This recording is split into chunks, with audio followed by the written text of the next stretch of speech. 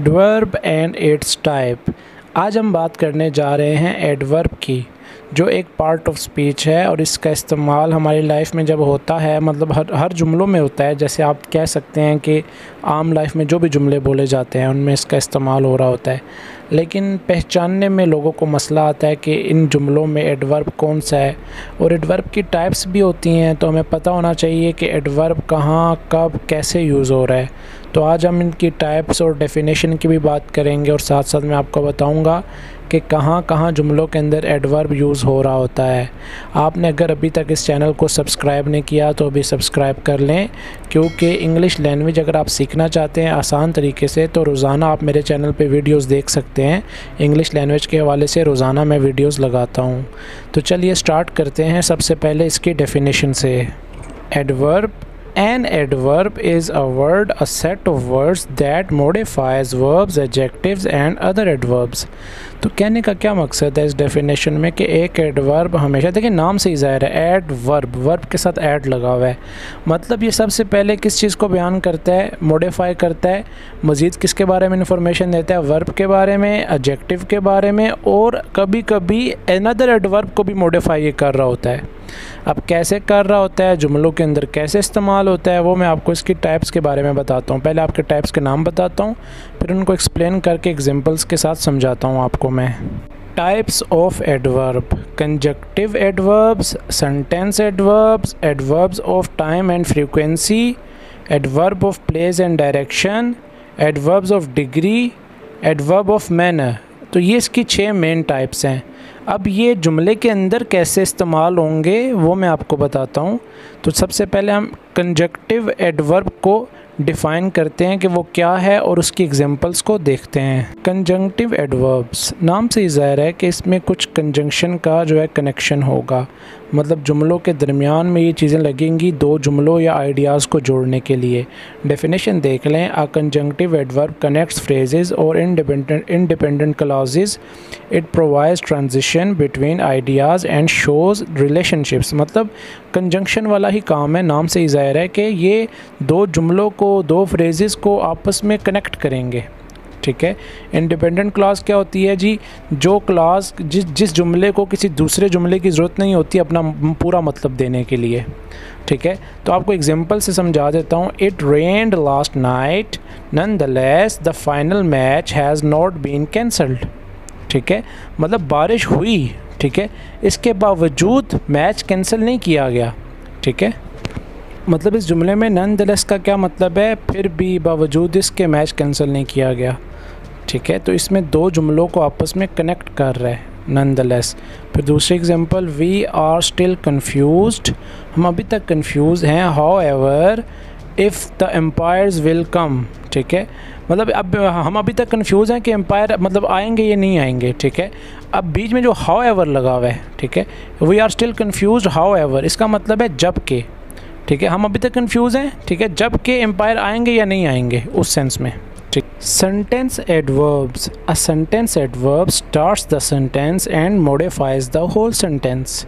मतलब sentence adverbs जुमलों के शुरू में आते हैं और इनके बाद कोमा लाजमी लगता है और ये पूरे जुमले को मॉडिफाई कर देते हैं, सूटेबल बना देते हैं। एग्जाम्पल देखिए, hopefully we will win the match, हम मैच जीत जाएंगे, उम्मीद है। ठीक है, उम्मीद है के लिए होपफुली लगाया और उसके बाद कोमा लगा दिया। उसके बाद apparently the sky is getting cloudy.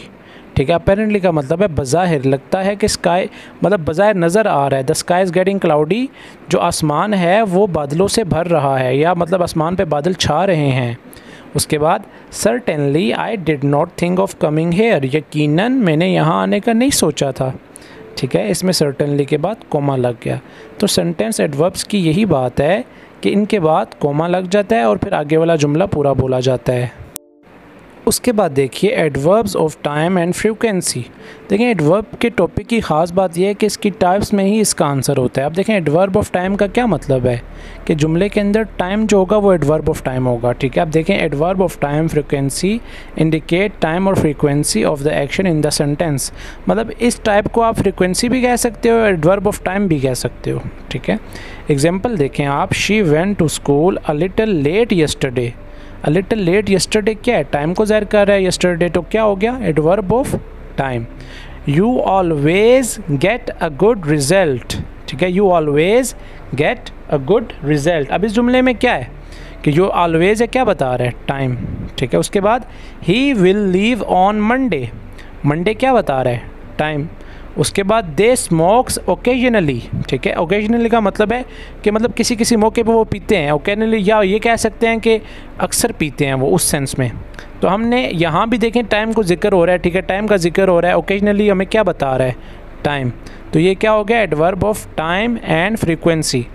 तो आप देख सकते हैं इन चारों जुमलों में जो टाइम है उसको हम एडवर्ब ऑफ टाइम कह देंगे या फ्रीक्वेंसी कह देंगे।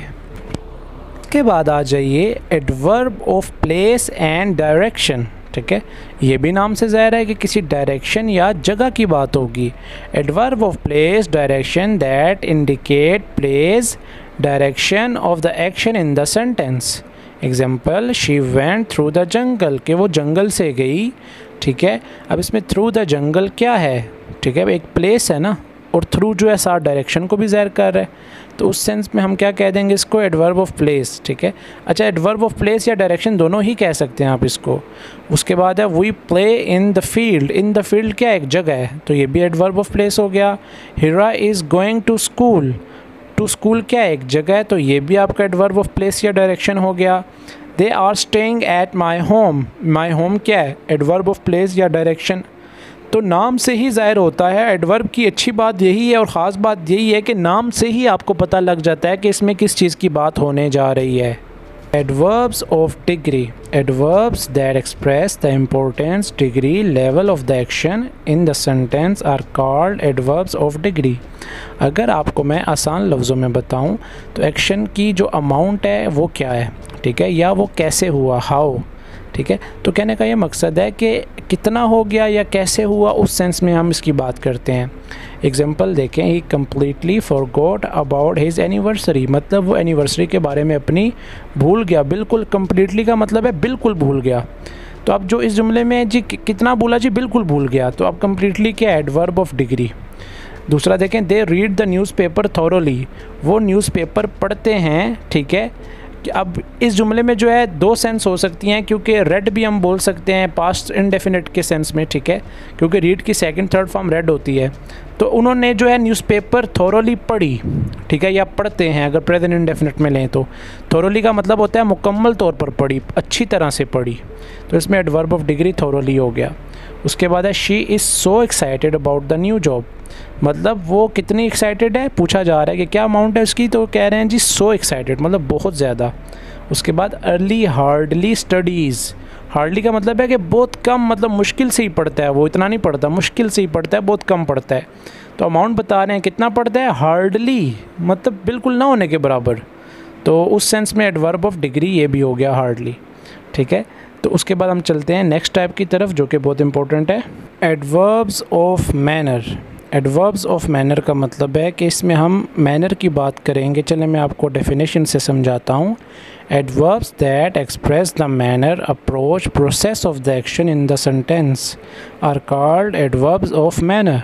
मतलब इसमें हमें प्रोसेस की बात की जाएगी कि एक्शन कैसे, मतलब किस सेंस में हुआ, किस तरह हुआ, ठीक है, मतलब प्रोसेस क्या था उसका। एग्जाम्पल देखें, let's divide the prices equally, ठीक है, कैसे हमने डिवाइड करने हैं, ठीक है, इक्वली मतलब बराबर, ठीक है, बिल्कुल बराबर के तौर पे। उसके बाद प्लीज़ हैंडल द कैमरा, ठीक है, हैंडल द कैमरा केयरफुली, ध्यान से कैमरे को पकड़ें, कैसे पकड़ें, मैनर क्या होना चाहिए, केयरफुली, ध्यान से, एहतियात से। उसके बाद इकरा इज़ वॉकिंग स्लोली, इकरा कैसे चल रही है, स्लोली, आहिस्ता से, मतलब मैनर क्या है या प्रोसेस क्या है उसके एक्शन का, स्लोली है। उसके बाद है शी इज़ रनिंग फास्ट, वो कैसे भाग रहा है, और कैसे भाग रही है, ठीक है, फास्ट, क्या मतलब उसका अंदाज़ कैसा है। अगर एडवर्ब ऑफ मैनर की बात की जाए तो हम अंदाज़ का अंदाज़ा लगाते हैं, भाई वो कैसे कर रही है या कैसे कर रहा है, ठीक है। तो ये आपका एडवर्ब ऑफ मैनर हो गया। तो ये था हमारा पार्ट ऑफ स्पीच का बहुत इंपॉर्टेंट और ख़ास टॉपिक एडवर्ब, जो लोगों को हमेशा से ही मुश्किल लगता रहा है, लेकिन आपको मैंने बहुत आसान तरीके से बताया। और उसकी ये 6 मेन टाइप्स हैं जो आपको लाजमी आनी चाहिए। वैसे तो लोग कहते हैं कि इसकी बहुत सारी टाइप्स हैं, लेकिन वो आप ना करें, आप सिर्फ ये 6 अगर याद कर लें तो आपका सारा मसला हल हो जाएगा, क्योंकि ये ही इसकी मेन टाइप्स हैं, ठीक है। तो उम्मीद करता हूँ ये आपको टॉपिक पसंद आया है। कोई कन्फ्यूजन है तो कमेंट्स में पूछें। डिस्क्रिप्शन में आपको किस सीक्वेंस से सारा कोर्स मिल जाएगा, एक्टिव, पैसिव, मॉडल वर्ब और प्रेपोजिशंस वगैरह, तो वो भी जाके लाजमी सारे देखिए और वीडियो को आखिर तक देखा करें, क्योंकि अक्सर लोगों के माइंड जो है ना, आप कह लें कि फॉर एग्जांपल कोई भी पॉइंट मिस हो जाए तो आके पूछते हैं कि सर वो मिस हो गया पॉइंट, वो आपने नहीं कराया। तो आप वीडियो पूरी देखेंगे तो पता लगेगा ना। अगर आप आगे आगे करके देखते रहेंगे तो इस तरह तो आपके कोई पॉइंट क्लियर नहीं होंगे। तो मिलते हैं नेक्स्ट वीडियो में, तब तक के लिए अल्लाह हाफिज़।